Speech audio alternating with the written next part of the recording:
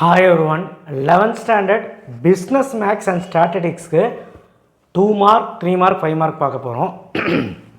Important question. வெறும் நான் சொல்லக்கூடிய 12 5 மார்க் பார்த்தாலே 7 எழுதிடலாம். நம்ப முடியுதா? கன்ஃபார்மாக நான் சொல்கிறேன், இதை மட்டும் பார்த்துட்டு போங்க. 2 மார்க் 3 மார்க் மட்டும் கொஞ்சம் இருக்கும். நான் சொல்கிற பாட்டெலாம் நல்லா பார்த்துட்டு போங்க. கட்டாயமாக நம்ம எல்லாமே எழுதிடலாம். கம்பல்சரியோட முதல் கொண்டு புக் பேக் 1 மார்க் தான் மோஸ்ட்லி பிஎம்முக்கு கேட்பாங்க. ஸோ அதனால் பிரச்சனையே கிடையாது. 3 நாள் டைம் இருக்குது, நல்லா படிங்க. ஸோ ஃபஸ்ட்டு பிஎம் கஷ்டமாக இருக்குன்னு நினைக்கிறவங்க ஃபஸ்ட்டு 5 மார்க் முடிங்க, அப்புறம் 2 மார்க் 3 மார்க் போங்க. நல்லா படிக்கிற டாப்பராக இருந்தால் சாப்டர் வைஸ் போங்க. ஓகேவா? நம்ம சேனலுக்கு புதுசாக இருப்பீங்கன்னு நினைக்கிறேன் ஆர்ட்ஸு. ஸோ கண்டிப்பாக கீழே இந்த லைக் பட்டனை கிளிக் பண்ணி வாட்ஸ்அப் சேனல் லிங்க்கில் வந்து ஜாயின் பண்ணுங்கள், சப்ஸ்கிரைப் பண்ணி வச்சுக்கோங்க. 5 மார்க்ஸ் ஃபஸ்ட்டு 5 மார்க்ஸ்லாம் சொல்லிடுறேன். மேட்ரிக்ஸ் இன்வர்ஷன் மெத்தடில் ஒன்று கேட்டுருவோம். ஸோ கட்டாயமாக அது ஒன்று போட்டு பாருங்க, கொஞ்சம் பெருசாக தான் இருக்கும். 1.3 தேர்டு 6, 1.4 4th இது வந்து கேட்பான். பட் ஆனால் 1.2 9th சம் ரொம்ப இம்பார்ட்டன்ட். ஸோ இதில் அதாவது இதுலேருந்து வந்துடும், ஒரு 5 மார்க்கு வந்துடும். என்ன மேட்டர்னா, இந்த டப்பா போட்டது மட்டும் யார் படிக்கிறீங்கன்னா ரொம்ப வீக்காக இருக்கும் சார், பாஸ் பண்ணால் போதும், அட்லீஸ்ட் எனக்கு ஒரு 5-6 5 மார்க் எழுதணும், 6 5 மார்க் எழுதணும், நான் ஒரு 60 மார்க் எடுக்கணும், 70 மார்க் எடுக்கணும்னு நினைக்கிறவங்க, பாஸ் பண்ணால் போதும்னு நினைக்கிறவங்க டப்பா போட்டிருக்கிறது மட்டும். மீதி எல்லோரும் படிங்க. சாப்டர் 2 பாருங்கள். மேத்தமேட்டிக்கல் இண்டெக்ஷனில் ஒரு 5 மார்க் கேட்பான். எக்ஸசைஸில் இந்த அம்சம், எக்ஸாம்பிள் இந்த அம்சம் பார்த்து. ஸோ இந்த 2.5ல் கட்டாயமாக கேட்பான். பார்ஷியல் ஃப்ராக்ஷனும் கேட்பான். அது 3 மார்க்கில் கொடுத்துருக்கேன், அது 5 மார்க்கில் கூட கேட்க கூட வாய்ப்பு இருக்குது. எது எப்படியோ வீக்காக இருந்தாலும் சரி, நல்லா படிக்கணும், இதில் பார்த்துட்டு கண்டிப்பாக ஒன்று எழுதிடலாம், ஒரு 5 மார்க். சாப்டர் 3ல் 3.4ல் சர்க்கிள் ஈக்குவேஷனில் ரெண்டே சம். 3.6ல் தேர்ட் ஒன் எக்ஸாம்பிள் 3.34 பேரபோலா. இந்த பேரபோலாவில் இந்த 2 சம்மில் ஒரு சம்மும் இந்த 2 சம்மில் ஒரு sum circle equation 2 sum 2 5 mark வரப்போகுது. இல்லை ஒரு 5 மார்க் கூட கேட்கலாம், எப்படி வேணாலும் கேட்கலாம். பட் கன்ஃபார்மாக ஒன்று கேட்டுருவாங்க, 2ங்கிறது 80% சான்ஸ் இருக்குது. அப்போ நல்லா படிக்கிறோம் படிக்காதவன் எவன் வேணாலும் அது படிச்சுட்டு வெறும் 4 சம் சாப்டர் 3ல் கொடுத்துருக்கேன். அடுத்த சாப்டர் 4 பாரு. 4.1ல் 4th சாப்டர் வந்து ரொம்ப கஷ்டம் சார், ட்ரிக்னாமெட்ரி எப்படி சார் படிக்கிறது? 4.1ல் 3 சம், எக்ஸாம்பிள் 4.22 முடிஞ்ச அளவுக்கு பாரு. ஆனால் வீக்காக இருக்கவன் இதை மட்டும் பாரு. கன்ஃபார்மாக இந்த 5 சம்லையும் இந்த 2 எக்ஸாம்பிள் சம்லையும் ஒரு சம் கேட்டுருவாங்க. கன்ஃபார்மாக நல்லா பாரு. ஓகே தானே?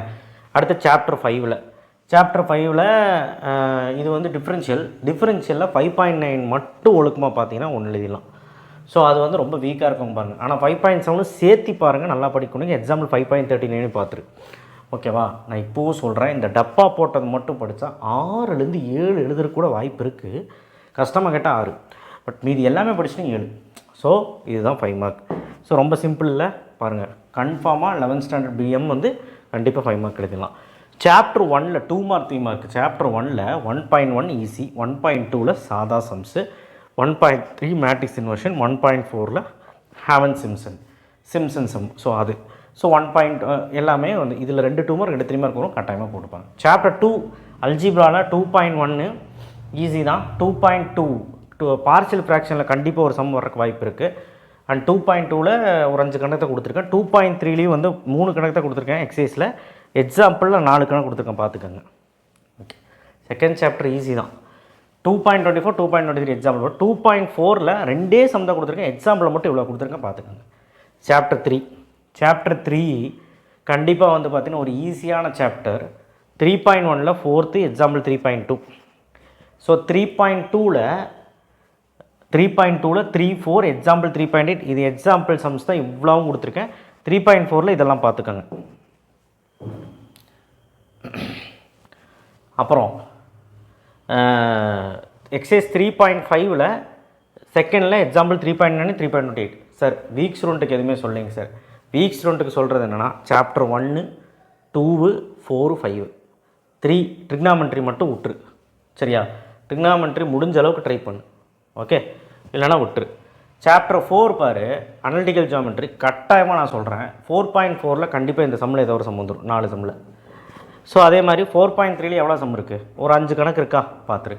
4.2ல் எவ்வளோ கணக்கு இருக்குது? இந்த இவ்வளோ கணக்கு இருக்குது, பார்த்துரு. ஓகேவா? ஸோ அடுத்த சாப்டர் 5ல் டிஃப்ரென்ஷியலில் நான் கொடுத்தது 5.14 வரைக்கும் எதுவுமே பார்க்க வேணாம்.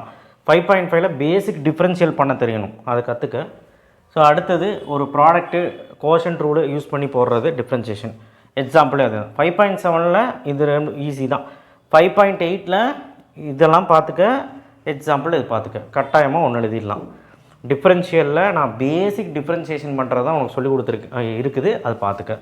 அதே மாதிரி சாப்டர் 4லேயும் ரொம்ப ஹெவியாக கொடுக்கல, நீ வந்து பார்த்தாலே அசால்ட்டாக இதெல்லாம் எழுதிடலாம். ஆனால் என்னென்னா ட்ரிக்னாமெட்ரியில் மட்டும் முடிஞ்சால் படி, இல்லைனா விட்டுரு. ஓகேவா? செகண்ட் சாப்டர்லேயும் வந்து பார்த்திங்கன்னா இந்த அல்ஜிப்ராவை பொறுத்த வரைக்கும் நமக்கு பர்முட்டேஷன் காம்பினேஷன்ஸ் எல்லாம் வரும். ஸோ அதுதான் இங்கே கொடுத்துருக்குறேன். ஸோ பார்ஷியல் ஃப்ராக்ஷன் மட்டும் கொஞ்சம் ஹெவியாக கொடுத்துருப்பேன். பார்ஷியல் ஃப்ராக்ஷனில் 5 மார்க் கூட கேட்க வாய்ப்பு இருக்குது. சார் நான் ரொம்ப வீக்காக இருக்கேன், ஏதாவது எனக்கு பிளான் சொல்லுங்கன்னா, நான் சொல்லக்கூடியது சாப்டர் 1 ஃபுல்லாக படி.